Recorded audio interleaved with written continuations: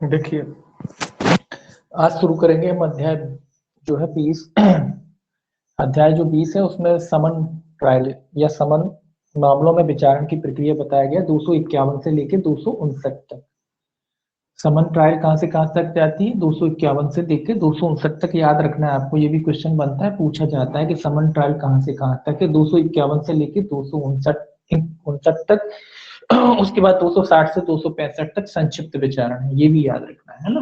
तो याद रखना है आपको कि समन ट्रायल कहां से कहां तक होती है, 251 से लेकर 259 तक। इसके अलावा ये भी पूछा जाता है कि किस अध्याय में है, तो अध्याय का नाम भी याद रखना। अध्याय 20 में दी गई है समन ट्रायल और अध्याय 21 में दी गई है संक्षिप्त विचारण, तो ये भी याद रखना है आपको। अब देखिए, धारा 251 से शुरू करेंगे इसको। पहले देखेंगे सेक्शन 200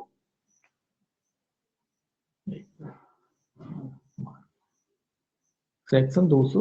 एक मिनट, थोड़ा सा मैं इसको रिफिल कर लूं। देखिए, तो आज सेक्शन 251 से देखेंगे सेक्शन 251। सेक्शन जो है 251। तो 251 ये कहता है अभियोग का सारांश बताया जाना। तो कहां से शुरू होती है? अभियोग के सारांश से। ठीक है, कहां से शुरू होती है? सारांश से। काय का सारांश बताया जाता है? अभियोग का, जो भी आरोप है उसका सारांश बताया जाता है सबसे पहले। तो क्वेश्चन ये भी याद रखना है कि जो समन ट्रायल है वो कैसे प्रारंभ होती है? सारांश बताने से। किस चीज का सारांश? अभियोग, जो अभियोग लगा है, जो आरोप लगा है, जो भी आरोप लगा है उसका सारांश बताया जाता है। तो समन ट्रायल कैसे शुरू होती है? अभियोग के सारांश से। तो ये याद रखना है, ये भी पूछा जाता है कि समन ट्रायल कैसे शुरू होती है? अभियोग के सारांश से। अब इसमें देखिए ये क्या कहता है, जब समन मामलों में अभियुक्त मजिस्ट्रेट के समक्ष हाजिर होता है या लाया जाता है, तब उसे अपराध की विशिष्टियां बताई जाएंगी जिसका उस पर अभियोग है, और उससे पूछा जाएगा कि क्या वह दोषी होने का अभिभाव करता है अथवा प्रतिरक्षा करना चाहता है, किंतु यथारीति से आरोप विरचित करना आवश्यक न होगा। तो ये क्या कह रहा है कि जब भी अभियुक्त जो है मजिस्ट्रेट के समक्ष हाजिर होता है या लाया जाता है, कोई भी स्थिति हो, चाहे हाजिर हो या फिर उसको लाया गया हो, जब भी कोई अभियुक्त मजिस्ट्रेट के समक्ष क्या होता है? हाजिर होता है या लाया जाता है, हाजिर होता है या फिर लाया जाता है, तो मजिस्ट्रेट क्या करेगा? मजिस्ट्रेट उसे आरोप की, उसमें लिखा है जो भी आरोप लगे हैं, जो भी अभियोग लगे हैं, उसका कुल मिला के उसका सारांश उसे बताएगा। और उससे क्या पूछेगा? उससे क्या कहेगा कि भाई जो आरोप आप पे लगा हुआ है, क्या आप वो आरोप को स्वीकार करते हैं? उससे पूछेगा क्या आप अपने आरोप को क्या करते हैं? स्वीकार करते हैं। ठीक है, अगर वो स्वीकार कर लेता तो आगे प्रक्रिया अपन आगे देखेंगे, है ना। और नहीं करता है तो फिर आगे प्रक्रिया वो देखी हुई है, करता है तो क्या होगा, नहीं करता है तो क्या होगा, है ना। तो उससे मजिस्ट्रेट क्या पूछेगा कि आप आरोप को स्वीकार करते हैं या नहीं करते हैं। ठीक है, इतना पूछेगा। एक चीज और आपको इसमें ध्यान रखना है कि इसमें यथारीति आरोप विरचित करना आवश्यक नहीं है। ये भी क्वेश्चन आता है, आरोप विरचित करना या लगाना, ये इंपॉर्टेंट है, आवश्यक नहीं है। ये याद रखना है आपको। ऊपर की जो ट्रायल है अपन पढ़ चुके हैं, इससे पहले सब में आरोप लगते थे, लेकिन इस जो ट्रायल है इसमें आरोप लगाना आवश्यक नहीं है। ये क्वेश्चन आता है कि समन ट्रायल में क्या आरोप लगाना आवश्यक? बिल्कुल आवश्यक नहीं है, या कोई आरोप लगाने की जरूरत न्यायालय को नहीं। डायरेक्ट ही न्यायालय क्या कर लेगा? आरोप, अपराध का विचारण करेगा। तो यहाँ आरोप विरचित करना न्यायालय के लिए आवश्यक नहीं होता। इंपॉर्टेंट है, ये याद रखना है आपको कि समन ट्रायल में न्यायालय द्वारा आरोप विरचित करना या आरोप लगाना आवश्यक नहीं है। ठीक है ना, तो इंपॉर्टेंट फैक्ट है, ये आपको याद रखना है कि समन ट्रायल में आरोप लगाना आवश्यक नहीं होता। तो इंपॉर्टेंट, काफी इंपॉर्टेंट है, इसको याद रखेंगे आप। ठीक है, तो यहाँ क्या हुआ? न्यायालय के समक्ष अभियुक्त आया या हाजिर हुआ या लाया गया, कुछ भी स्थिति हो मजिस्ट्रेट के सामने, तो उसने अभियोग के सारांश के बारे में उसको बताया, समझाया, और उससे पूछा क्या आप अपना आरोप स्वीकार करते हैं या नहीं करते हैं। ठीक है, अब उसके बाद आगे देखिए 252। अब कहता है दोषी होने के अभिभाव पर दोष सिद्धि। अब मान लीजिए किसी आधार पर अगर इसने क्या कर लिया? दोष स्वीकार कर लिया, दोष को क्या किया? स्वीकार।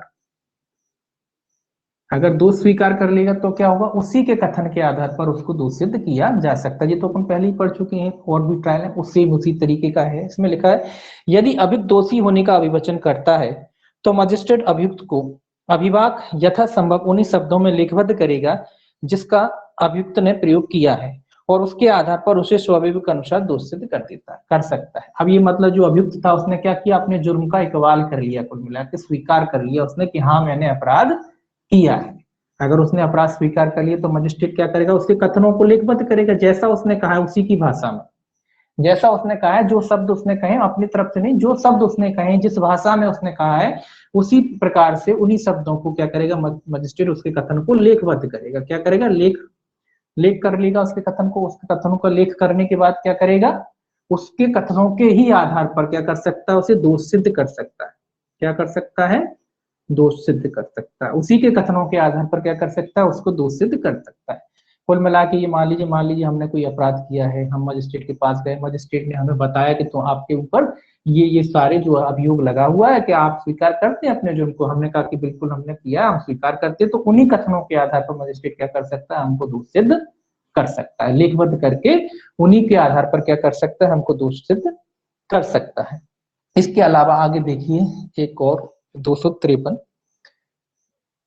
देखिए सेक्शन, अब यहाँ तो उसके कथनों पे दोष सिद्धि हो गई, आगे देखिए छोटे मामलों की बात हो रही है।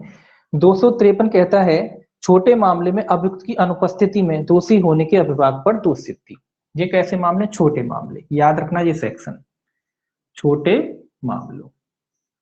मामलों में दोष सिद्धि से संबंधित। ठीक है, छोटे मामलों में क्या है, दोष सिद्धि की बात करें, अभिभाग पर दोष सिद्धि, छोटे मामलों में दोष सिद्धि है ना, कहाँ दी गई है, 253 में दी गई है। तो ऐसे याद रखना कि छोटे मामलों में दोष सिद्धि कहाँ दी गई है, 253 में, केवल अभिभाग के आधार पर दोष सिद्धि अभियुक्त की अनुपस्थिति में। और ये भी पूछा जाता है कहाँ, अनुपस्थिति में।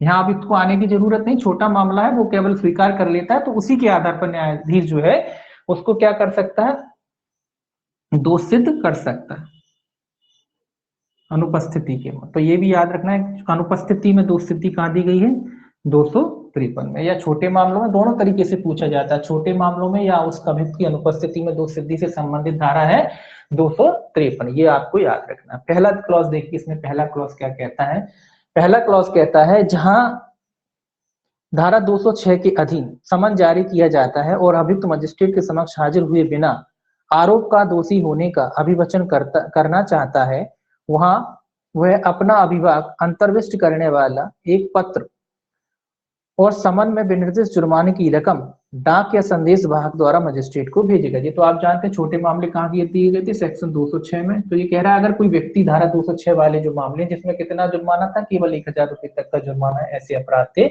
अगर कोई व्यक्ति उन अपराधों को स्वीकार कर लेता है तो वो जो भी जुर्माने की रकम है वो क्या कर सकता है, मजिस्ट्रेट को डाक द्वारा भेज सकता है, और मजिस्ट्रेट क्या करेगा, उसको स्वीकार कर लेगा और उसी के आधार पर क्या कर सकता है, उसको दोष सिद्ध कर सकता है।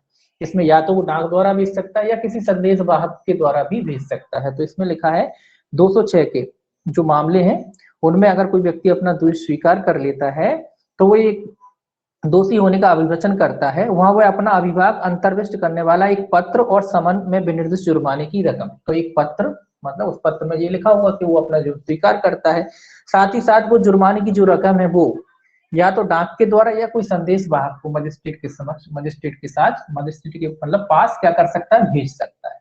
तो आगे से अगर भेज देता है तो मजिस्ट्रेट उसी के कथन को, जो पत्र में जो कथन लिखे उसकी बगैर अनुपस्थिति में उसी के कथन के आधार पर उसे दोष सिद्ध कर सकता है। मतलब जुर्माना ही तो था तो जुर्माना वसूल हो जाएगा, मतलब उसकी दोष सिद्धि हो जाएगी। ठीक है, अब देखिए दूसरा इसका क्या कहता है क्लॉज। दूसरा कहता है जब मजिस्ट्रेट स्वविवेक अनुसार अभियुक्त को उसके दोषी होने के अभिभाग के आधार पर उसकी अनुपस्थिति में दोषित करेगा और समन में विनिर्दिष्ट जुर्माना देने के लिए दंडादेश देगा और अभियुक्त द्वारा भेजी गई रकम उस जुर्माने में समायोजित की जाएगी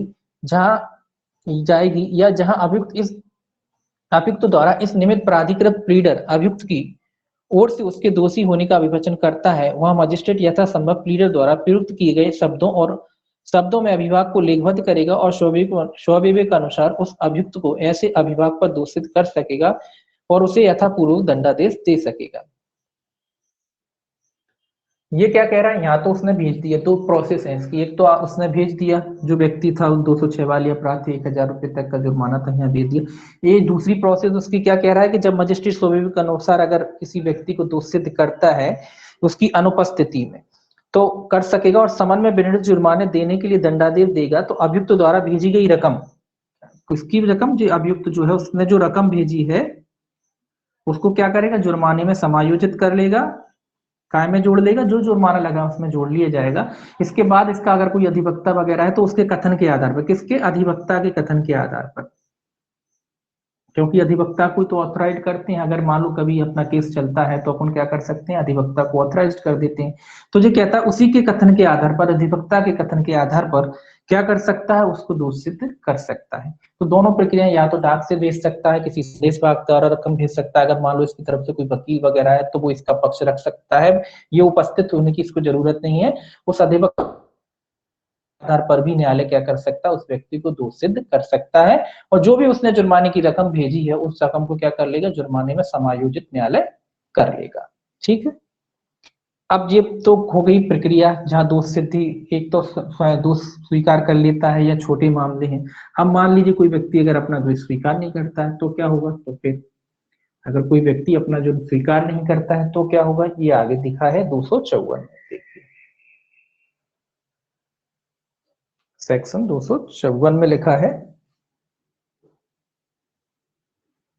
सेक्शन 254 कहता है प्रक्रिया जब दोष सिद्धि ना किया जाए, ये कह रहा है कि अगर दोष सिद्ध नहीं किया जाता, दोष सिद्ध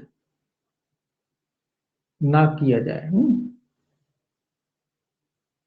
तब क्या प्रक्रिया अपनाई जाएगी, वो दिखिए 254 में, कि किसी व्यक्ति को अगर दोष सिद्ध नहीं किया जाता है तो कौन सी प्रक्रिया अपनाई जाएगी। इसमें देखिए पहला क्लॉज क्या कहता है, पहला कहता है यदि मजिस्ट्रेट अभियुक्त को धारा 252 या 253 के अधीन दोष सिद्ध नहीं करता है, यानी ऊपर जो वर्णित धाराएं हैं नहीं करता है, यानी कि वो अपना जुर्म स्वीकार नहीं करता है, या फिर छोटे मामले नहीं है, दोनों बातें, तो क्या प्रक्रिया अपनाए, दोष सिद्ध नहीं करता है तो वह अभियोजन को सुनने के लिए और सब साक्ष्य जो अभियोजन के समर्थन में पेश किए जाए लेने के लिए, और अभियुक्त को भी सुनने के लिए सब ऐसा साक्ष्य जो वह अपनी प्रतिरक्षा में पेश करे लेने के लिए अग्रसर होगा। अब ये तो आप जानते हैं कि जब अगर दोष सिद्धि नहीं हुई है, कि किसी व्यक्ति ने अपना जुर्म स्वीकार नहीं किया है, तो न्यायालय क्या करेगा, अभियुक्त और अभियोजन दोनों की कह रहा है, अभियुक्त दो पार्टी होती ना, एक अभियुक्त की होगा, एक अभियोजन,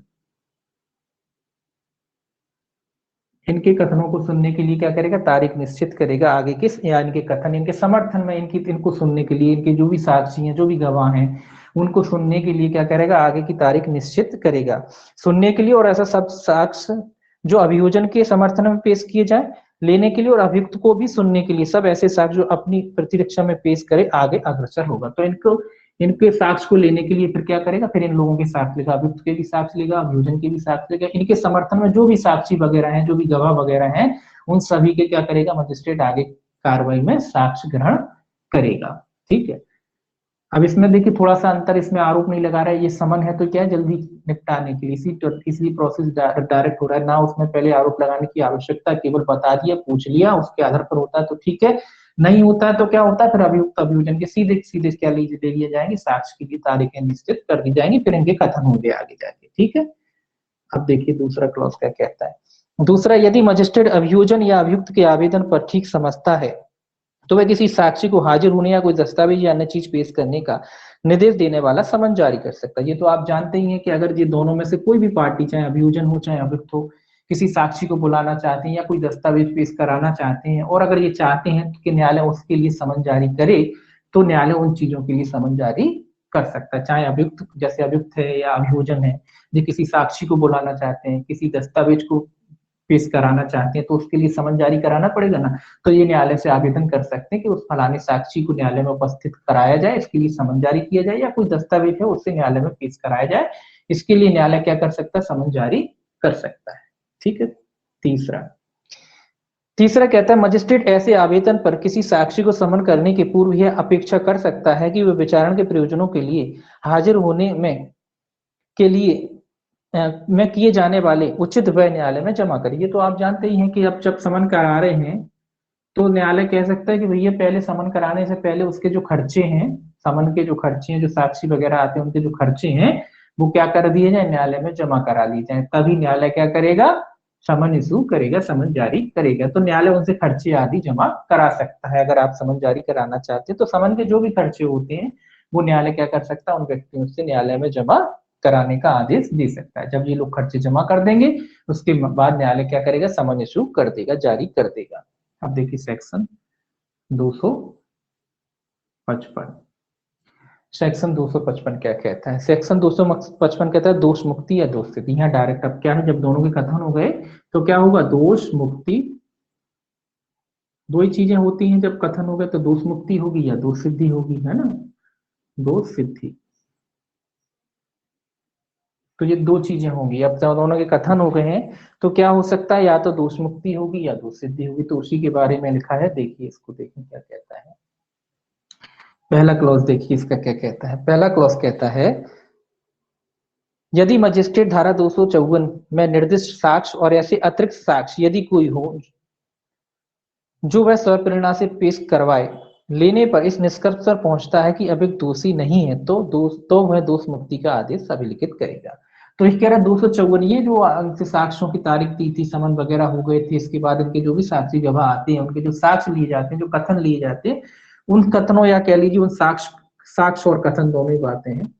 साक्ष्य और कथन पर मतलब न्यायालय ने इनके साक्ष्य और कथन ले लिए, उन कथनों पर विचार करने के बाद न्यायालय को लगता है कि अभियुक्त ने कोई अपराध कारित नहीं किया है, कोई अपराध कारित नहीं किया है। अगर मजिस्ट्रेट को लगता है उसके कथनों पर, उसके साक्ष्यों को देखने के बाद, तो क्या करेगा, सीधी सी बात है, दोष मुक्ति का आदेश पारित कर देगा। क्या करेगा, दोष मुक्ति का आदेश पारित कर देगा। जब किसी के खिलाफ उसको लग ही नहीं रहा है कि मामला कोई बन रहा है, तो क्या करेगा, दोष मुक्ति का आदेश पारित कर देगा। दूसरा देखिए क्लॉज क्या कहता है। दूसरा कहता है, जहां मजिस्ट्रेट धारा 325 या 360 के उपबंधों के अनुसार कार्रवाई नहीं करता है, वहां यदि इस निष्कर्ष पर पहुंचता है कि अभियुक्त दोषी है, तो वह विधि के अनुसार उसके बारे में दंडादेश दे सकेगा। ये कह रहा है 325 और 360 ये परिवीक्षा वाले जो लाभ है उसका कुल मिला के कह रहा है कि अगर मजिस्ट्रेट उनको लाभ नहीं देता है और उन पर कोई मजिस्ट्रेट कोई कार्रवाई नहीं करता है, तो अभियुक्त को क्या करेगा, यदि इस निष्कर्ष पर पहुंचता कि अभियुक्त दोषी है, और अगर मजिस्ट्रेट ने आगे जो कुल मिला के परिवीक्षा वगैरह है उसका लाभ नहीं दिया, और मजिस्ट्रेट को लगता है कि जो अभियुक्त है कैसा है, दोषी है, उसने अपराध किया है, तो क्या करेगा मजिस्ट्रेट, उसकी दोष सिद्धि का आदेश दे सकता है, विधि के अनुसार उसके बारे में दंडादेश दे सकता है। तो क्या दे सकता है, दंडादेश या दोष सिद्धि। तो क्या कर सकता है, दंडादेश का आदेश पारित कर सकता है कि भैया ये व्यक्ति क्या है, दोषी है, इसने अपराध किया है। ठीक है।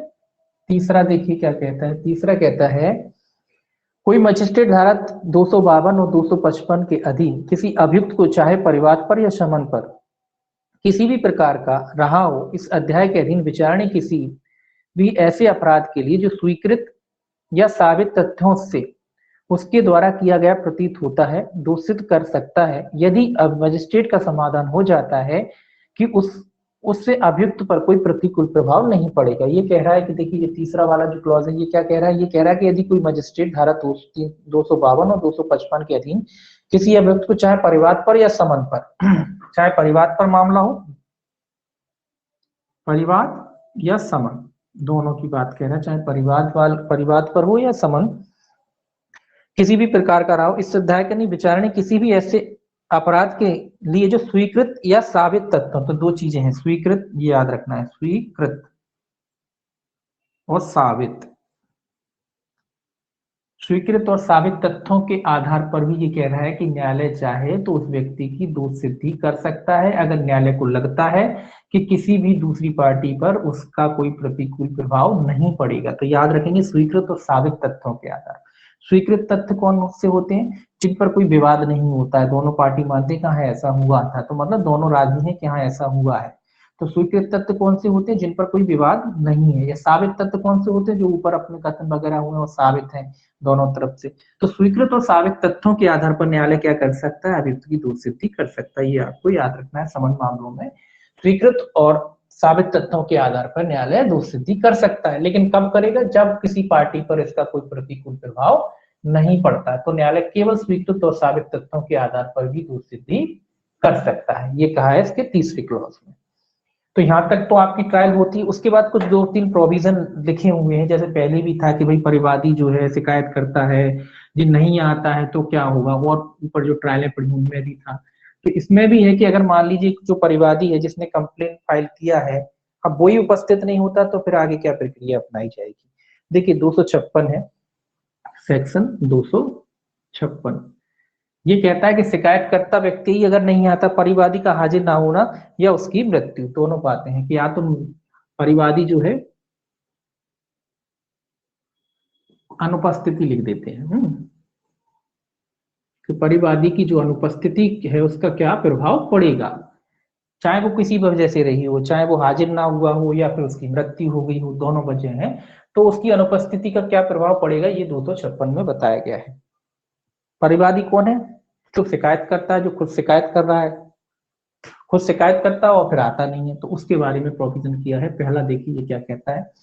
पहला कहता है कि यदि परिवाद पर समन जारी कर दिया गया हो और अभियुक्त की हाजिरी के लिए नियत दिन या उसके पश्चात किसी दिन जिसके लिए सुनवाई स्थगित की जाती है परिवादी हाजिर नहीं होता है, तो मजिस्ट्रेट इसमें इसके पूर्व किसी बात के होते हुए भी अभियुक्त को दोष मुक्त कर देगा, जब तक कि वह किन्हीं कारणों से किसी अन्य दिन के लिए मामले की सुनवाई स्थगित करना ठीक ना समझे। अब ये कह रहा है कि भाई जब किसी को, जब आपने कंप्लेन कराया है ना, कंप्लेन कराने के बाद न्यायालय ने समन भी जारी कर दिया अभियुक्त को, किसको? अभियुक्त को, जिसने अपराध किया उसी को तो बुलाएंगे, तो न्यायालय ने समन भी जारी कर दिया। अब जो तारीख थी, जो नियत तारीख थी, उस तारीख को अभियुक्त तो आ गया, कौन आ गया? अभियुक्त तो हाजिर हो गया, उसको समन मिला, वो हाजिर हो गया, लेकिन शिकायत करता यानी परिवादी था वो उपस्थित नहीं हुआ, वो खुद नहीं आया। अभियुक्त तो आ गया, न्यायालय ने समन किया था, ये हाजिर हो गए, लेकिन परिवादी जो है वो उपस्थित नहीं हुआ, यानी शिकायत करता जिसने कंप्लेन लिखाई थी, जिसने शिकायत की थी, वो नहीं आता।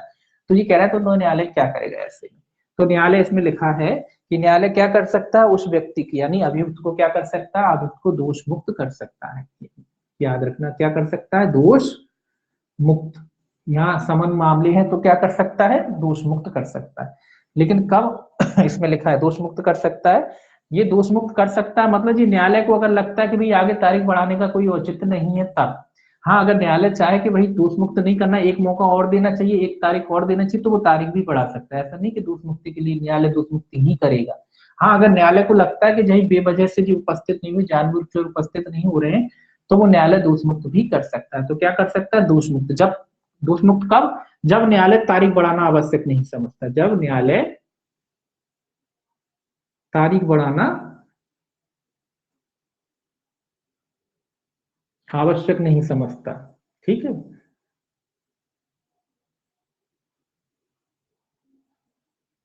तो ये याद रखना है आपको कि जब न्यायालय तारीख बढ़ाना आवश्यक नहीं समझता है तो उस व्यक्ति को यानी को अभियुक्त को क्या कर सकता है? दोष मुक्त कर सकता है कि आपने शिकायत करी और आप ही नहीं आ रहे और न्यायालय तारीख बढ़ाने का भी इरादा नहीं रखता है, तो क्या करेगा? अभियुक्त को दोष मुक्त कर देगा। क्या करेगा? दोष मुक्त। याद रखना है, सब दोष मुक्त करेगा, उन्मोचन नहीं आ रहा है, शब्द क्या आ रहा है? दोष मुक्ति आ रही है। तो न्यायालय क्या कर देगा? उसकी दोष मुक्ति कर देगा, यानी उसको छोड़ दिया, बिल्कुल दोष मुक्ति कर दी जाएगी। ठीक है, परंतु लिखा है इसमें, एक परंतु भी है इसमें। परंतु कहता है जहां परिवादी का प्रतिवेदन प्लीडर द्वारा या अभियोजन का संचालन करने वाले अधिकारी द्वारा किया जाता है या जहां मजिस्ट्रेट की राय है कि परिवादी की व्यक्तिगत हाजिरी आवश्यक नहीं है, वह मजिस्ट्रेट उसकी हाजिरी से उसे अभिमुक्ति दे सकता है और मामले में कार्रवाई कर सकता है। ये तो परंतु आप जानते हैं कि अगर परिवादी की जो प्रतिनिधित्व मतलब कोई प्लीडर, वकील, प्लीडर मतलब कोई वकील वगैरह है, वकील के माध्यम से किया जा रहा है या अन्य कोई व्यक्ति हो सकता है जिसके माध्यम से उसका बचाव रखा जा रहा है, कोई अन्य अधिकारी हो सकता है, उसके द्वारा उसका बचाव रखा जा रहा है और न्यायालय को लगता है कि उसमें जो परिवादी उसकी उपस्थिति आवश्यक नहीं है, परिवादी जो है उसकी उपस्थिति या तो आवश्यक नहीं है या न्यायालय ने उसको उपस्थिति से मुक्ति दे रखी है। तो ऐसे मामले में फिर अगर वो उपस्थित भी नहीं होता है तो स्वाभाविक सी बात है न्यायालय क्या करेगा? आगे कार्रवाई को बढ़ाएगा। ठीक है, जब वकील उसकी तरफ से उपस्थित है और उसकी उपस्थिति को न्यायालय आवश्यक नहीं समझता है या उसको उपस्थिति से क्या दे रखा है? छूट दे रखा है, तो फिर न्यायालय कार्रवाई को क्या करेगा? वो अभियुक्त को दोष मुक्त नहीं करेगा, फिर क्या करेगा? आगे कार्रवाई करेगा। अब देखिए दूसरा इसका क्या कहता है, दूसरा क्लॉज क्या कहता है। दूसरा क्लॉज कहता है उपधारा 1 के ऊपर जहां तक हो सके उन मामलों को भी लागू होंगे जब परिवादी की हाजिर ना होने के कारण मृत्यु। ये कह रहा है कि ये जो उपरोक्त जो प्रोविजन है ये कहां भी लागू होंगे? जहां मृत्यु हो जाती है, किसकी? परिवादी की। मृत्यु वाले परिवादी की मृत्यु हो जाती है उस मामले में भी लागू होंगे। इसको ध्यान रखना है। क्या मतलब इसका? यहाँ तो समझ में आ गया, ऊपर के साथ उपस्थित नहीं होता है। अब ये कह रहा मान लो कोई परिवादी जिसने शिकायत की थी, और अगर वो मर जाता है, मृत्यु हो जाती, तो कुल मिला के क्या हो जाएगा, मामला समाप्त हो जाएगा, अभियुक्त क्या हो जाएगा, दोष मुक्त हो जाएगा। ध्यान में रखना है, समन मामले हैं ये। और अगर इसमें कोई परिवादी जो शिकायत करता था, शिकायत करने के बाद अगर वो खत्म हो जाता है, वो मर जाता है, उसकी मृत्यु हो जाती है, तो वो मामला क्या हो जाएगा, खत्म हो जाएगा। एक तरीके से क्या हो जाएगा, मामला खत्म हो जाएगा, और अभियुक्त क्या हो जाएगा, दोष मुक्त हो जाएगा। अभियुक्त क्या हो जाएगा, दोष मुक्त। ठीक है, क्योंकि चूंकि समन मामले है ना, इसीलिए दोष मुक्ति हो जाएगी उसकी, या दोष मुक्त हो जाएगा वो। तो याद रखेंगे कि अगर परिवादी है जो कंप्लेन करता है और मामला कैसा है, समन, मामला कैसा है, समन, अगर समन मामला है और शिकायत करता की मृत्यु हो जाती है, तो उसका क्या प्रभाव होगा, मामला समाप्त हो जाएगा। और अभियुक्त, जब मामला समाप्त हो गया तो अभियुक्त क्या हो जाएगा, दोष मुक्त हो जाएगा। ठीक है, तो अभियुक्त क्या हो जाएगा, दोष मुक्त हो जाएगा, ये भी याद रखना। अब देखिए आगे, अब देखिए सेक्शन 257, यह है परिवाद का वापस लेना। निकाय का वापस लेना, परिवाद। आप कोई ने शिकायत की, अब वो वापस लेना चाहता, वही है कि पहले आपने कंप्लेन किया, आप चाहते हैं आपको कंप्लेन वापस लेने, तो उसके बारे में बताया गया धारा 257 में। ये कहता है यदि परिवादी किसी मामले में इस अध्याय के अधीन अंतिम आदेश पारित किए जाने के पूर्व किसी समय मजिस्ट्रेट का समाधान कर देता है कि अभियुक्त के विरुद्ध, या जहां एक से अधिक अभियुक्त हैं वहां उन सब या उनमें से किसी के विरुद्ध उसका परिवाद वापस लेने की उसे अनुज्ञा देने के लिए पर्याप्त आधार है, तो वो मजिस्ट्रेट उसे परिवाद वापस लेने की अनुज्ञा दे सकेगा। और जब उस अभियुक्त को जिसके विरुद्ध परिवाद इस प्रकार वापस लिया जाता है, दोष मुक्त कर देगा। ये क्या कह रहा है, परिवाद वापस, जब ये कब तक परिवाद वापस ले सकता है, ये ध्यान में रखने वाली है। पारित किए जाने के पूर्व, इसमें अंतिम आदेश पारित किए जाने के पूर्व, कब तक ले, अंतिम आदेश के पूर्व।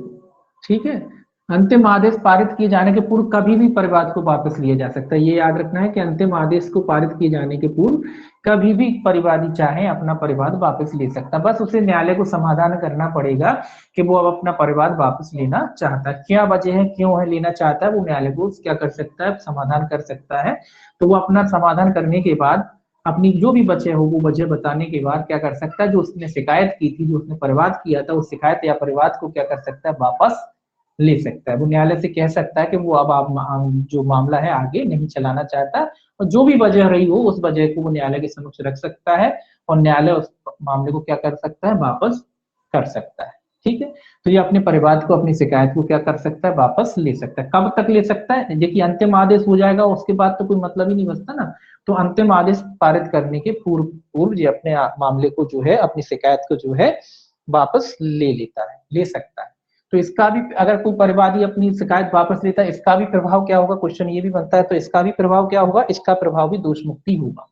क्या होगा, दोष मुक्ति, ना कि उन्मोचन। क्या होगा, दोष मुक्ति। अब दोष मुक्ति होने का क्या फर्क पड़ता है और उन्मोचन से क्या, देखिए उन्मोचन होता तो दोबारा ट्रायल हो जाती, लेकिन अब चूंकि दोष मुक्ति हो गई है, तो इसी मामले में, यानी कि इसी शिकायत को अब जो दोबारा करेगा तो इसके खिलाफ कोई मामला न्यायालय सुनेगा नहीं, ग्रहण नहीं करेगा। इसी आधार पर अगर ये दोबारा शिकायत करेगा तो न्यायालय उसको ग्रहण नहीं करेगा, इसीलिए दोष मुक्ति हो गई। तो अब दोबारा जो कंप्लेन करना भी चाहेगा इसी मामले में, तो न्यायालय उसको ग्रहण नहीं करेगा। तो परिवाद वापस लेने का भी प्रभाव क्या होता है, दोष मुक्ति होता है। ये भी याद रखना है कि परिवाद वापस का प्रभाव क्या होगा, दोष मुक्ति। अब देखिए 258, 258 कहता है कुछ मामलों में कार्रवाई रोकने की शक्ति। तो कार्रवाई का रोका जाना, रोकना। ठीक है, काय का रोकना, कार्रवाइयों का रोकना। 258 में क्या है, रोकना है। कुछ मामलों में क्या रोकेंगे, कार्रवाई ही रोकेंगे। मामले में जो भी कोई मामला है उसमें कार्रवाई रोक सकते हैं। इसमें लिखा परिवाद से भिन्न आधार पर संस्थित किसी समन मामले। कैसे मामले हैं जी, परिवाद से भिन्न, इसमें परिवाद वाले मामले नहीं है, परिवाद से भिन्न, परिवाद से भिन्न मामले हैं। इसमें लिखा परिवाद से भिन्न आधार पर संस्थित किसी समन मामले में कोई प्रथम वर्ग मजिस्ट्रेट अथवा कोई मुख्य न्यायिक मजिस्ट्रेट की पूर्व मंजूरी से कोई अन्य न्यायिक मजिस्ट्रेट ऐसे कारणों से जो उसके द्वारा लेखबद्ध किए जाएंगे कार्रवाई को किसी भी प्रकरण में कोई निर्णय सुनाए बिना रोक सकता है। और जहां मुख्य साक्षियों के साक्ष्य को अभिलिखित किए जाने के पश्चात इस प्रकार कार्रवाइयां रोकी जाती हैं, वहां दोष मुक्ति का निर्णय सुना सकता है। ये क्या कह रहा है जहां मुख्य साक्षियों के साक्ष्य को अभिलिखित किए जाने के पश्चात इस प्रकार कार्रवाइयां रोकी जाती हैं, वह दोष मुक्ति का निर्णय सुना सकता है और किसी अन्य दशा में अभियुक्त को छोड़ सकता है और ऐसे छोड़ने का प्रभाव उन्मोचन होगा। अब देखिए इसमें दो बातें आ गई। ये कह रहा है कि कार्रवाई के किसी भी प्रकरण पर अगर कोई मजिस्ट्रेट है, प्रथम वर्ग मजिस्ट्रेट अथवा मुख्य न्यायिक मजिस्ट्रेट की पूर्व मंजूरी से, कोई अन्य मजिस्ट्रेट के बारे में कह रहा है, इनसे अन्य कोई मजिस्ट्रेट तो प्रथम वर्ग मजिस्ट्रेट या मुख्य न्यायिक मजिस्ट्रेट, कौन से? मुख्य न्यायिक मजिस्ट्रेट, मतलब ये मजिस्ट्रेट है तो इन्हें तो किसी की अनुमति लेने की जरूरत नहीं, लेकिन इससे नीचे कौन होते हैं? Second class magistrate. तो किसकी मंजूरी से? फर्स्ट क्लास मजिस्ट्रेट या मुख्य न्यायिक मजिस्ट्रेट की मंजूरी से क्या कर सकते हैं? मामले के किसी भी प्रकरण पर कार्रवाई को रोक सकते हैं। क्या कर सकते हैं? कार्रवाई को रोक सकते हैं। जो भी कार्रवाई है, अगर मजिस्ट्रेट को लगता है कि कार्रवाई रोकने के पर्याप्त आधार हैं, उचित आधार हैं, तो वो बीच में ही कार्रवाई को रोक सकता है, किसी भी प्रकरण पर रोक सकता है। तो अब ये कह रहा है कि भाई रोकने का क्या प्रभाव होगा? अगर मुख्य साक्षी, क्या कह रहा है? मुख्य साक्षी, ये भी याद रखना है। अगर मुख्य साक्षी मतलब जो इंपॉर्टेंट साक्षी होते हैं, जो पार्ट बिल्कुल जिन पर मामला, मुख्य साक्षी कौन होते हैं? जिन पर पूरा मामला निर्भर करता है, ऐसे साक्षी। दो तरीके के साक्षी होते हैं, एक मुख्य साक्षी होते हैं जिन पर पूरा मामला निर्भर करता है, उनकी गवाही किसी मामले के निर्धारण के लिए क्या होती है? अति आवश्यक होती है। तो ऐसे साक्षी की बात कह रहा है कि जब मुख्य साक्षियों की परीक्षा हो गई है, दो चीजें, इनकी परीक्षा, इनकी क्या हो चुकी है? परीक्षा हो चुकी है। मुख्य साक्षियों की क्या हो चुकी है? परीक्षा हो चुकी है। इनकी क्या हो चुकी है? इनकी परीक्षा हो चुकी है। उसके बाद अगर न्यायालय क्या करता है? परीक्षा होने के बाद अगर कार्रवाई को रोकता है तो उसका प्रभाव क्या होगा? दोष मुक्ति। दोष मुक्ति, ये याद रखना है कि अगर परीक्षा हो गई है किसी साक्षियों की और उसके बाद अगर न्यायालय किसी कार्रवाई को रोक देता है, रोक देता मतलब अब वो आगे विचारण नहीं कर रहा, रोक दिया, तो उसका प्रभाव क्या हो रहा है? दोष मुक्ति। और मान लीजिए अगर परीक्षा नहीं हुई थी, अभी किसी साक्षी की परीक्षा हुई नहीं है और न्यायालय ने अगर कार्रवाई रोक दी है, तो क्या प्रभाव होगा उसका? तो उसका प्रभाव होगा उन्मोचन। ध्यान में रखना है दो चीजें, कि अगर साक्षियों की परीक्षा होने के बाद न्यायालय रोकता है किसी कार्रवाई को, तो उसका प्रभाव होगा दोष मुक्ति। और अगर मान लीजिए अभी किसी साक्षी की कोई परीक्षा हुई नहीं है, कुछ नहीं हुआ अभी कार्रवाई, और न्यायालय ने कार्रवाई रोक, रखने वाली बातें हैं। तो अगर उन्मोचन होगा तो इसका मतलब क्या है? जब कभी पर्याप्त साक्ष्य आएगा तो फिर ट्रायल हो जाएगा, है ना। लेकिन अगर एक बार गवाही हो गई और उसके बाद अगर न्यायालय मामले को रोकता है तो उसका प्रभाव क्या होगा? दोष मुक्ति, यानी फिर दोबारा ट्रायल नहीं होगा, है ना। दो अंतर है। तो अगर साक्ष्य हो गया है तो दोष मुक्ति होगा, और अगर साक्ष्य नहीं हुआ है कुल मिला के तो उसका प्रभाव क्या होगा? उसका प्रभाव उन्मोचन माना जाएगा। तो इसको भी याद रखना है आपको। इसके बाद देखिए 259 जो एक सेक्शन और है, ये इंपॉर्टेंट सेक्शन है ये भी। ये क्या कह रहा है? समन मामलों को वारंट मामलों में संपरिवर्तन, मोस्ट इंपॉर्टेंट सेक्शन है, पूछा जाता है। 259 क्या कहता है? समन मामलों को वारंट में, समन जो मामला है उसका किस तरीके से विचारण करना? वारंट मामले की तरह। किस तरीके से? वारंट मामले की तरह निपटाना। मतलब समन मामले को अगर लगता है मजिस्ट्रेट साहब को कि ये समन मामला है लेकिन इसका ट्रायल वारंट मामले की तरह किया जाना चाहिए, तो वो कहाँ दिया गया है? 259 में दी गई वो शक्ति। तो इंपॉर्टेंट है, समन मामले का विचारण वारंट मामले की तरह किया जा सकता है। कब किया जा सकता है? वो इस धारा में लिखा है, देखिए क्या कहता है। जब किसी ऐसे अपराध से संबंधित समन मामले के विचारण के दौरान जो 6 माह से अधिक अवधि के कारावास से दंडनीय है, मजिस्ट्रेट को यह प्रतीत होता है कि न्याय के हित में इस अपराध का विचारण वारंट मामले के विचारण की प्रक्रिया के अनुसार किया जाना चाहिए, तो ऐसा मजिस्ट्रेट वारंट मामले के विचारण के लिए इस संहिता द्वारा उल्लिखित रीति से उस मामले की पुनः सुनवाई कर सकता है और ऐसे साक्ष्यों को पुनः बुला सकता है जिसकी परीक्षा की जा सके। ये क्या कह रहा है? न्याय हित में। कौन से हित में? न्याय हित में। अब न्याय हित कुछ भी हो सकता है, तो न्याय हित में क्या कर सकता है मजिस्ट्रेट? किसी मामले का समन, और कौन से समन मामले? जो जिनमें 6 माह से, ये याद रखना है, 6 माह से अधिक का कारावास या कह लीजिए सजा हो सकती है। ऐसे कौन से मामले हैं जिनमें 6 माह से अधिक के कारावास की सजा हो सकती है? कारावास। तो कौन से समन मामलों का किया जा सकता है वारंट ट्रायल? जिनमें 6 माह से अधिक की सजा हो सकती है। पहले याद रखना है, ये पूछा जाता है कि किन समन मामलों का वारंट विचारण ट्रायल किया जा सकता है या वारंट मामलों की तरह विचारण किया जा सकता है। ऐसे समन मामले जहां 6 माह से अधिक के कारावास की सजा हो सकती है, केवल वो मामले। तो ये इंपॉर्टेंट है, याद रखना, क्वेश्चन बनता है इससे। तो कौन से समन मामले? जिनमें 6 माह से अधिक के कारावास की सजा हो सकती है। और मजिस्ट्रेट साहब को ये लगता है कि न्याय हित में इनका जो विचारण है समन की तरह ना करके वारंट मामलों के विचारण की तरह किया जाना चाहिए। तो क्या करेगा, तो वो जिन लोगों की परीक्षा हो चुकी है, अब चूंकि वारंट ट्रायल हो रहा है तो दोबारा से उन साक्षियों को मजिस्ट्रेट के समक्ष उपस्थित होने का आदेश दे सकता है। यानी कुल मिला के दोबारा से उनकी ट्रायल चलेगी, और कैसे चलेगी, वारंट मामले के विचारण की तरह। ठीक है, तो ये इंपॉर्टेंट है, ये आपको याद रखना। ये था आपका पूरा समन ट्रायल 251 से लेके 259 तक। ठीक, अब देखिए इसके बाद जो आपकी ट्रायल आता है वो आता है संक्षिप्त। इसको भी आज ही देखेंगे। संक्षिप्त है आपकी जो ट्रायल अध्याय 21 में दी गई है। संक्षिप्त ट्रायल 260 से लेके 265 तक में, कहां तक दे सकती है, 260 से लेके 265 तक में दे रखी है संक्षिप्त। बिल्कुल, इसको इंग्लिश में समरी भी बोलते हैं, तो समरी ट्रायल भी कहते हैं या संक्षिप्त भी कहते हैं, जो भी आपको याद रखना हो। चैप्टर का नाम भी पूछा जाता है, तो अध्याय 21 में ये दिया रखा है। कहां से कहां तक है, 260 से, वो लिखा ही हुआ है, तो 260 से लेके 265 तक में दिया गया है।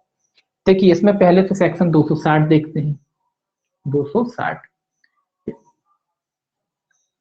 अब 260 क्या कहता है, देखिए संक्षिप्त विचारण की शक्ति। पहले तो ये कह रहा है भैया कौन कर सकता है, शक्ति की बात कर रहा है कि संक्षिप्त विचारण करने की शक्ति किस किस को है, मतलब कौन सा मजिस्ट्रेट कर सकता है, यहाँ शक्ति की बात हो रही। पहले देखिए पहला क्लॉज क्या कहता है, पहला क्लॉज कहता है इस संहिता में किसी बात के होते हुए भी यदि कौन कौन है, मुख्य न्यायिक मजिस्ट्रेट, ठीक, मुख्य न्यायिक मजिस्ट्रेट, महानगर मजिस्ट्रेट बी, ए है जी बी, महानगर मजिस्ट्रेट, ठीक। इसके अलावा है कोई प्रथम वर्ग मजिस्ट्रेट, तीसरा देखिए वर्ग मजिस्ट्रेट, ये भी पूरा लिखना पड़ेगा। प्रथम वर्ग मजिस्ट्रेट जो उच्च न्यायालय द्वारा इस निमित्त विशेष से सशक्त किया गया, उस द्वारा हाईकोर्ट द्वारा सशक्त। तो कौन कौन कर सकता है, ठीक समझता है तो निम्नलिखित अपराधों का या उनमें से किसी का संक्षिप्त विचारण कर सकते हैं। तो नीचे एक लिस्ट दे रखी है जिन मामलों का संक्षिप्त विचारण हो सकता है। तो ये कह रहा है भैया पहले तो आपको ये याद रखना है कि कौन जो सा मजिस्ट्रेट है जो संक्षिप्त विचारण करने की अधिकारता रखता है। पहला तो मुख्य न्यायिक मजिस्ट्रेट रखता है, दूसरा महानगर मजिस्ट्रेट रखता है, कोई महानगर मजिस्ट्रेट, तो दो मजिस्ट्रेट इनको तो है ही। कौन कौन, मुख्य न्यायिक मजिस्ट्रेट और महानगर मजिस्ट्रेट। इसके अलावा फर्स्ट क्लास मजिस्ट्रेट भी कर सकता है, लेकिन कब, जब वो हाई कोर्ट द्वारा क्या हो, सशक्त हो, मतलब हाई कोर्ट ने उसको ऐसा पावर दे रखा हो तब।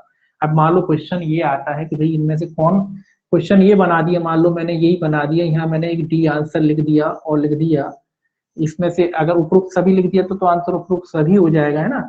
और अगर मैंने एक यहाँ आंसर लिख दिया ए और बी, और मैंने यहां से ये हटा दिया, तो आप बताएं इसका आंसर क्या होगा। फिर इसका आंसर हो जाएगा ए बी। यहाँ प्रथम वर्ग मजिस्ट्रेट, केवल प्रथम वर्ग मजिस्ट्रेट कब करेगा, कब सक्षम होगा, जब उसे हाई कोर्ट, तो यहाँ पूरा सेंटेंस होगा तभी ये सही होगा, हाई कोर्ट द्वारा अगर वो सशक्त है तभी।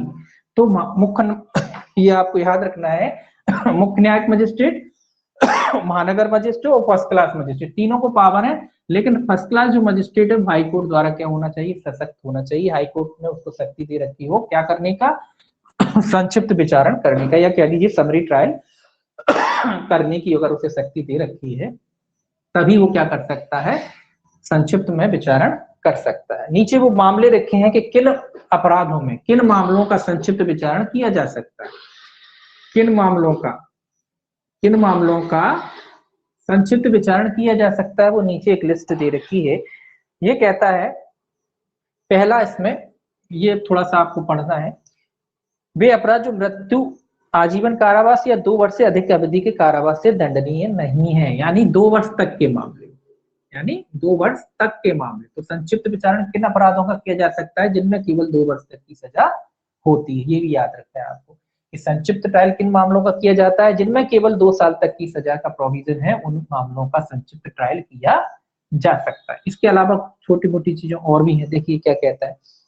ये चोरी के मामले कह रहा है, भारतीय दंड संहिता की धारा 379, 380, 381 के अधीन चोरी या चुराई हुई संपत्ति जहां उसका मूल्य कितना है, 2000 रुपए से अधिक नहीं। तो बस इतना याद रखें कि चोरी का कोई संपत्ति है और उसका मूल्य कितने से अधिक नहीं होना चाहिए, 2000 रुपए से अधिक नहीं होना चाहिए। तो उन मामलों का भी क्या किया जा सकता है, उन मामलों का भी संक्षिप्त विचारण किया जा सकता है। एक तो 2 वर्ष तक के मामले, दूसरा अगर कोई चोरी की संपत्ति है, चुराया हुआ कोई माल वगैरह है, तो उसका मूल्य कितना है, 2000 रुपए से अधिक नहीं है, या कह लीजिए 2000 तक है, तो उसका क्या किया जा सकता है, उसका संक्षिप्त विचारण किया जा सकता है। इसमें 2000 याद रखना है तो आपका काम चल जाएगा। अगला है भारतीय दंड संहिता की धारा 411 के अधीन चोरी की संपत्ति को प्राप्त करने, रखने या जहां ऐसी संपत्ति का मूल्य 2000 से अधिक नहीं। ये भी चोरी की बात कह रहा है। ये यहाँ ये चोरी की बात कह रहा था, ये कह रहा है चोरी का संपत्ति का माल आपने खरीदा, रखा अपने पास कब्जे में रखे, और उसका भी कीमत कितना है, तो 2000 उसमें, अगर उसकी कीमत भी 2000 रुपए है तो उसका भी क्या किया जा सकता है, संक्षिप्त विचारण किया जा सकता है। तो बस आपको दो मोटा मोटा चीज याद रखना है, एक तो ये 2 वर्ष और 2000 रुपए, बस और कुछ याद नहीं रखना, तो आपका ये क्वेश्चन गलत नहीं होगा। आगे देखिए क्या कहता है, एक बार पढ़ देता हूँ और क्या चीजें हैं। भारतीय दंड संहिता की धारा 414 के अधीन चुराई हुई संपत्ति को छिपाने, उसका व्ययन करने में सहायता करना, जहां ऐसी संपत्ति का मूल्य 2000 रुपए से अधिक नहीं। तो आप किसी की चोरी की संपत्ति उसको छिपाते वगैरह है, और वहां भी अगर संपत्ति का मूल्य 2000 रुपए तक का है, तो उसका भी संक्षिप्त विचारण किया जा सकता है।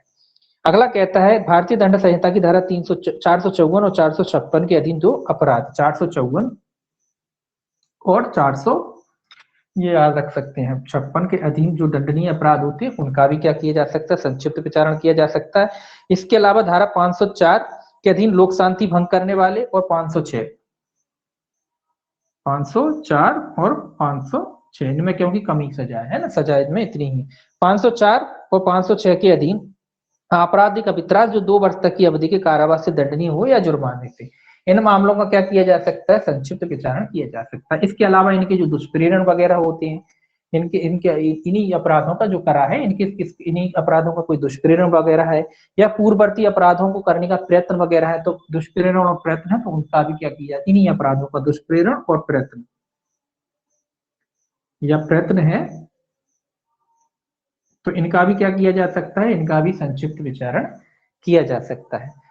आगे कहता है ऐसे कार्य से होने वाला कोई अपराध जिसकी बाबत पशु अत्याचार अधिनियम 1871 की धारा 20 के अधीन परिवाद किया जा सकता है। तो कोई ऐसा अधिनियम जिसमें पशु अत्याचार अधिनियम की धारा लिखा है, तो धारा के अधीन क्या किया सकता है, धारा 20 के अधीन क्या किया जा सकता है, परिवाद किया जा सकता है। तो ऐसे मामलों का भी क्या कर सकता है, न्यायालय संक्षिप्त विचारण कर सकता है। तो ये एक लिस्ट दे रखी है, ये तो मोटे तौर पे आपको अगर कभी गलत नहीं करना तो बस इतना याद रखिए। देखिए 454, 456, 504, 506 वाले अपराध, इसके अलावा चोरी बोरी वाली जो संपत्ति, उसमें मूल्य याद रखें आपको केवल 2000 रुपए, और सजा याद रखें 2 वर्ष। तो आपका ये क्वेश्चन गलत नहीं हुआ। इन मामलों में क्या किया जा सकता है, अपराध का संक्षिप्त विचारण किया जा सकता है। कौन कौन कर सकता है, मुख्य न्यायिक मजिस्ट्रेट कर सकता है, महानगर मजिस्ट्रेट कर सकता है, और फर्स्ट क्लास मजिस्ट्रेट कर सकता है, अगर वो हाईकोर्ट द्वारा सशक्त होता है तो। अब बात आती क्या द्वितीय वर्ग मजिस्ट्रेट कर सकता है, बिल्कुल कर सकता है। 261 देखिए सेक्शन 261, 261 कहता है द्वितीय वर्ग के मजिस्ट्रेट द्वारा संक्षिप्त विचारण, ये सेकंड क्लास। अब आप कहोगे कि यहाँ अलग क्यों लिखा, अलग इसीलिए लिखा कि थोड़ा अलग भी है, द्वितीय वर्ग।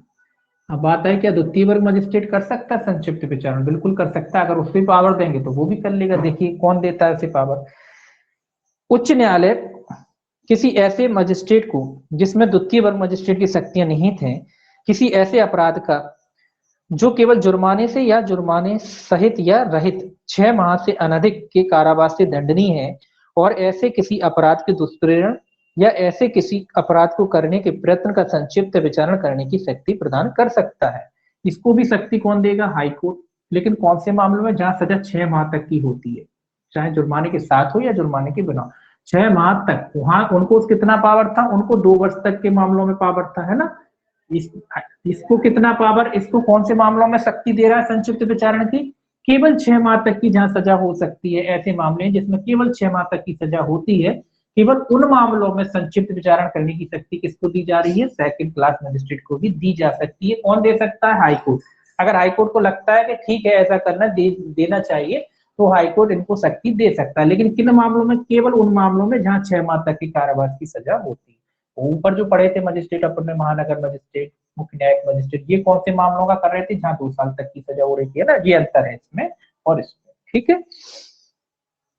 अब देखिए 262 सेक्शन 262, 62। सेक्शन 262 कहता है संक्षिप्त विचारण की प्रक्रिया। देखिए आप कहोगे कि संक्षिप्त विचारण की इसमें प्रक्रिया, संक्षिप्त विचारण की कोई प्रक्रिया नहीं होती। जो समन मामले की विचारण की प्रक्रिया होती है वही संक्षिप्त मामले की विचारण की प्रक्रिया होती है।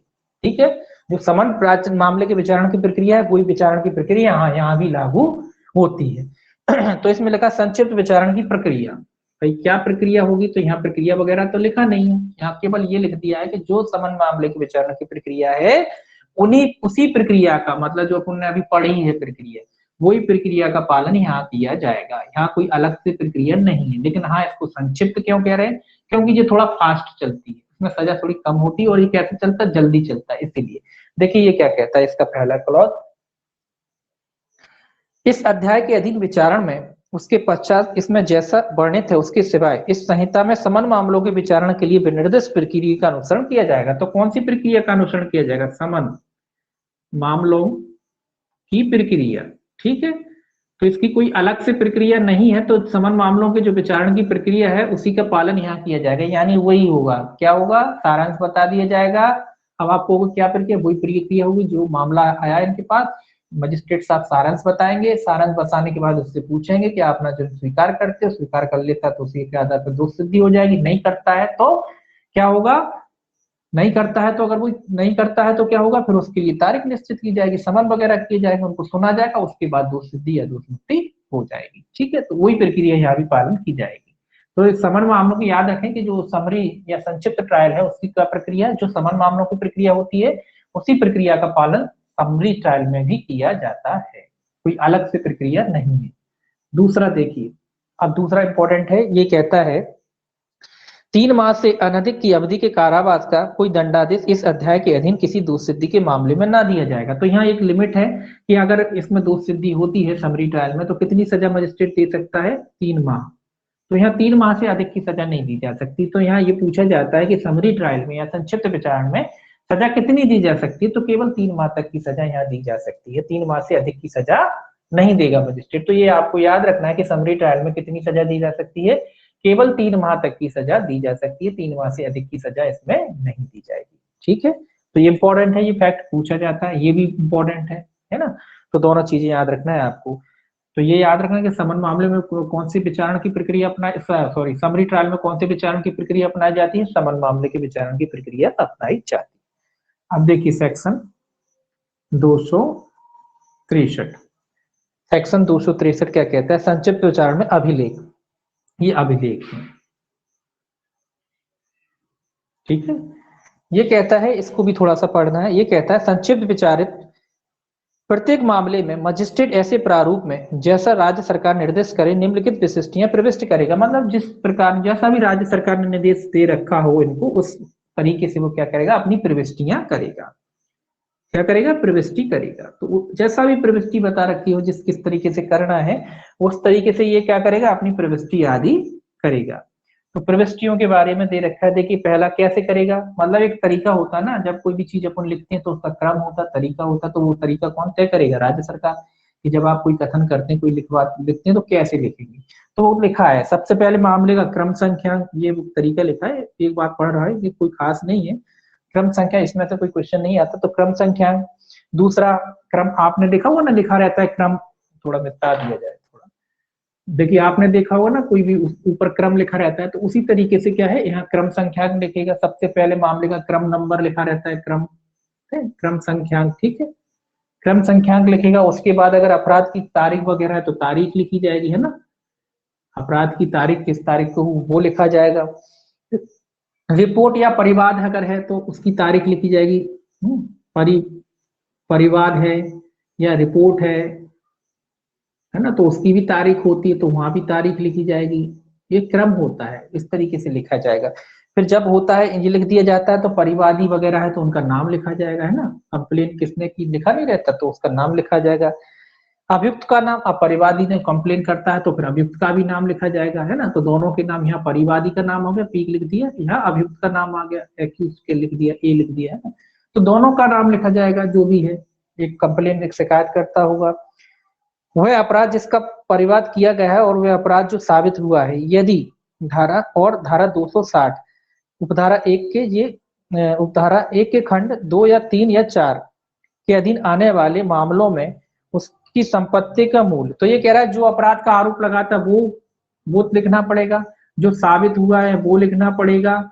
इसके अलावा वो 2000 वाली मूल्य वाला अगर है तो वो ये भी लिखना पड़ेगा कि जो मामला है किसके अंतर्गत आता है, कितनी मामले कितनी रकम के अंतर्गत आता है, वो सारी चीजें लिखना पड़ेगा। और अगर अभियुक्त वगैरह कोई अभिभाग वगैरह करते हैं, कथन करते हैं, तो उनको लिखना पड़ेगा, उसको भी लिखबद्ध करने पड़ेगा। उसके बाद क्या करेगा, निष्कर्ष लिखना पड़ेगा, है ना, कि क्या निष्कर्ष लिखता है ना लास्ट में, नया निष्कर्ष लिखना पड़ेगा। दंडादेश वगैरह अगर कोई देता है तो वो लिखना पड़ेगा। इसके बाद कोई कार्रवाई समाप्त होने की तारीख, जो लास्ट में क्या करी जाएगी, तारीख की भैया समापन होता है मामले का, वो सारी चीजें लिखनी पड़ेगी। तो ये तो कॉमन चीजें हैं, ये नहीं पूछी जाती। तो क्या करेगा जी, कथनों को लिखबद्ध करे, तो केवल सेक्शन आप इसमें याद रख सकते हो, इसमें कोई खास चीज नहीं है ना। अब देखिए 264 सेक्शन 264, सेक्शन 264 क्या कहता है, ये कहता है संक्षिप्त विचारित मामलों में निर्णय, ये निर्णय, ये क्या है, निर्णय।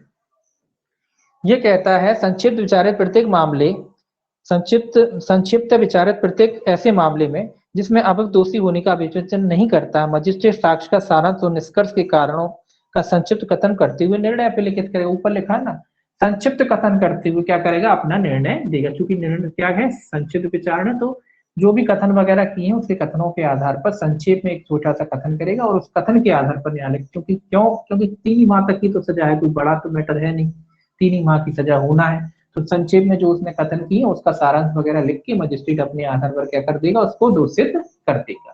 तो कोई खास ये भी नहीं है। अब देखिए 265 लास्ट जो है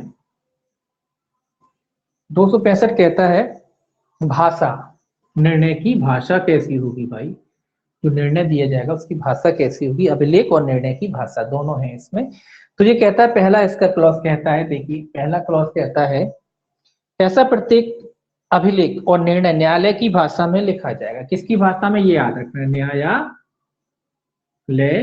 की भाषा, मतलब न्यायालय की जो भी भाषा हो, न्यायालय की अगर हिंदी भाषा है तो हिंदी में लिखा जाएगा, मराठी है तो मराठी में लिखा जाएगा, गुजराती है तो गुजराती में लिखा जाएगा, इंग्लिश है तो इंग्लिश में लिखा जाएगा। तो न्यायालय की जो भी भाषा है उस भाषा में वो निर्णय लिखा जाएगा। ठीक है, तो न्यायालय की भाषा कौन तय करता है, ये भी याद रखना बार बार, है ना। तो न्यायालय की भाषा कौन तय करता है, अधीनस्थ न्यायालय जो होते हैं उनकी भाषा कौन तय करता है, राज्य सरकार। कौन तय करता है, राज्य सरकार। ठीक है, अधीनस्थ न्यायालयों की बात कर रहा हूं मैं, अधीनस्थ न्यायालयों की भाषा कौन तय करता है, राज्य सरकार। और उच्च न्यायालय की भाषा कौन तय करता है, उच्च न्यायालय खुद ही तय कर लेता है। ठीक है, याद रखना, हाई कोर्ट को अपनी भाषा खुद तय करता है कि उनको इंग्लिश रखना है कि हिंदी रखना है, लेकिन हाई कोर्ट से नीचे के जो न्यायालय होते हैं उनकी भाषा राज्य सरकार तय करती है कि इनकी हिंदी रखना है कि इंग्लिश रखना है कि उर्दू रखना है, जो भी रखना हो।